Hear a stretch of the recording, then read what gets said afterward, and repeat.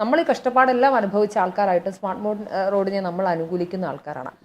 ഇപ്പം നമുക്ക് ഇപ്പം വിമാനത്താവളം അല്ലെങ്കിൽ റോഡുകൾ, മികച്ച സ്കൂളുകൾ, നമ്മളാരും വികസന വിരോധികളല്ല. ഇപ്പൊ കേരളയിൽ പോലെ ഒരു പദ്ധതി ചിലപ്പോൾ നല്ലതാണ്. അത് ഒരു ഹൈസ്പീഡ് റെയിൽ പോലൊരു പദ്ധതി ഉള്ളതൊക്കെ നല്ലതാണ്. പക്ഷേ ഒരു പദ്ധതി എന്ന് പറയുന്നത്, വികസന പ്രവർത്തനം എന്ന് പറയുന്നത് രണ്ട് തരത്തിൽ അതിനെ പരിശോധിക്കേണ്ടത്. ഒന്ന്, അത് പരിസ്ഥിതിക്ക് ഗുണപ്രദമാണോ അല്ലെങ്കിൽ പരിസ്ഥിതിക്ക് അനുകൂലമാണോ എന്നുള്ളതാണ്. അതിലൊക്കെ പ്രധാനപ്പെട്ട കാര്യം കേരളത്തിന് ഇനി എവിടെ നിന്നാണ് പണം എന്നുള്ളൊരു പ്രധാനപ്പെട്ട ചോദ്യമുണ്ട്. നമ്മൾ പാപ്പർ കാർഡ് ഇറക്കി ഖജനാവ് കാലിയാണെന്നും ഇവിടുത്തെ ഉള്ള സാധാരണക്കാരായ ആളുകൾക്ക് പെൻഷൻ പോലും കൊടുക്കാതെ, കരാറടിസ്ഥാനത്തിൽ ജോലി ചെയ്യുന്ന ആളുകൾക്ക് മാസങ്ങളായി ശമ്പളം കൊടുക്കാത്ത സർക്കാർ ഇപ്പൊ ഈ എന്താ പറയുക, പൊങ്ങച്ചം കാണിക്കാൻ വേണ്ടി ഞാൻ പറയാം. ഇപ്പോൾ ഫോർ എക്സാമ്പിൾ, ഇപ്പോൾ വന്ദേ ഭാരത് കേന്ദ്ര സർക്കാരിന്റെ വലിയ മികച്ച പദ്ധതിയായിരുന്നു വന്ദേ ഭാരത്. ഞാൻ വന്ദേ ഭാരത് ട്രെയിനുകളെ പൂർണ്ണമായും അംഗീകരിക്കുന്ന ഒരാളാണ്. പക്ഷെ വന്ദേ ഭാരത് ട്രെയിനുകൾക്ക് പോലും കേരളത്തിൽ ഓടാൻ പറ്റുന്ന സ്പീഡ് തുലം കുറവാണ്. കാരണം കേരളത്തിലെ റോഡുകൾ ആയിക്കോട്ടെ, ഏത് റെയിൽവേ ട്രാക്ക് ആയിക്കോട്ടെ, ഒരുപാട് വളഞ്ഞു പൊളഞ്ഞ് വന്ദേ ഭാരതിന് ഒരു സ്പീഡ് ലിമിറ്റുകൾ വരികയാണ് അവിടെ. വന്ദേ ഭാരതിന്റെ പൊട്ടൻഷ്യലിൽ പോലും ആ ട്രെയിൻ ഓടാൻ സാധിക്കുന്നില്ല. ഈവൻ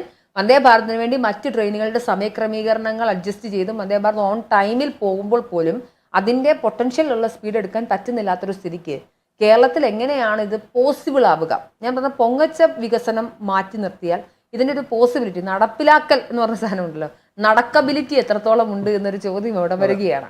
ആ ചോദ്യത്തിന് ഈ മന്ത്രി റിയാസ് ആയിക്കോട്ടെ, പിണറായി വിജയൻ ആയിക്കോട്ടെ ഉത്തരം പറയേണ്ടതുണ്ട്. നിങ്ങൾക്ക് കുറെ തറക്കല്ലിട്ടുകൊണ്ട് അടുത്ത വർഷത്തെ ഇപ്പം നിലമ്പൂർ തെരഞ്ഞെടുപ്പ് വരുന്നതോടുകൂടി അടുത്ത ഒരു തെരഞ്ഞെടുപ്പിന്റെ ഒരു ചിത്രം അല്ലെങ്കിൽ അതിൻ്റെ ഒരു ക്വാർട്ടർ ഫൈനൽ നടക്കാൻ പോവുകയാണ് നമുക്ക് വേണമെങ്കിൽ പറയാം. അപ്പോൾ ഒരു ഭരണ തുടർച്ചയാണ് നിങ്ങൾ ലക്ഷ്യം വയ്ക്കുന്നതെങ്കിൽ നിലവിലുള്ള പ്രശ്നങ്ങൾ പരിഹരിക്കുക എന്നുള്ളതാണ്. നിലവിൽ ഈ സമൂഹത്തിൽ ഒരുപാട് പ്രശ്നങ്ങളുണ്ട്. എല്ലാം പരിഹരിച്ചുകൊണ്ടൊന്നും പോകാൻ പറ്റില്ല. കാര്യം പ്രശ്നങ്ങളെല്ലാം പരിഹരിച്ച പിന്നെ രാഷ്ട്രീയക്കാരെ ആർക്കും ആവശ്യമില്ലാത്തതുകൊണ്ട് അവരെല്ലാം പരിഹരിക്കാൻ പോകുന്നില്ല. പക്ഷേ NH-66 ഒരു വലിയ പ്രശ്നമായി നിൽക്കുകയാണ്. ഇവർ റോഡ് മുഴുവൻ പൊളിച്ചു പണിയുമോ?